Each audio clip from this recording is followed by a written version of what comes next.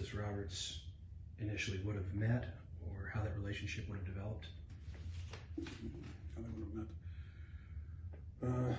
I think he met when he was under Bush, not too long after he was appointed. Somewhere along there, just a basic meeting powerful people, something like that. He did help him with his adopted children. From what was said there and what was discussed openly in this little dirty trick squad, the children are not genetically brother and sister, but they're raised that way, so that's more valuable to them.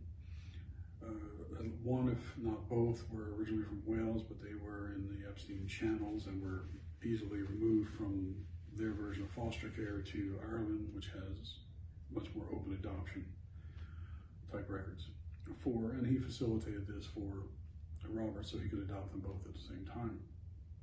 There's a little gap, but it was just paperwork. And that was him. Epstein had done that for him. So they had met, they had worked together, and he was doing him favors at some point. Was this something Supreme Court Justice Roberts would have paid for, or is this a favor exchange to Epstein to link up with these children? Or I don't know at that point.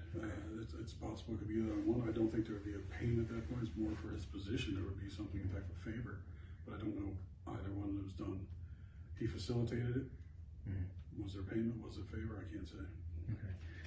Can you go into any more details on Supreme Court Justice Roberts with these children and the circles that he ran in, as far as you're aware? Children are often used as a commodity, a way to buy yourself into certain inner circles. And these people are all wealthy, they're all powerful, and they don't trust you unless you're as compromised as they are. So you provide children to them, your children, adopted children, whatever. This is how they trust you. You're as dirty as they are. You cannot be exposed because you can't expose them, they can't expose you. If everybody's just as dirty, you're safe. And I said this is a way for them to buy their way into these inner circles and get access to whatever. The children are the payment and the dirt and the control.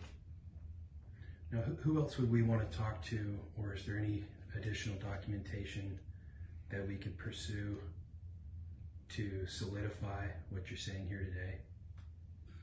The FBI has copies of the videos from the FISA surveillance. It was discussed, but I can't prove it, that Roberts had a copy. Rod Rosenstein certainly has a copy. Sean Henry of CrowdStrike, who was FBI at the time, he took 2 copies back to FBI with him. So the copies were made, and then it was actually Sean Bridges who encrypted them and gave them the keys.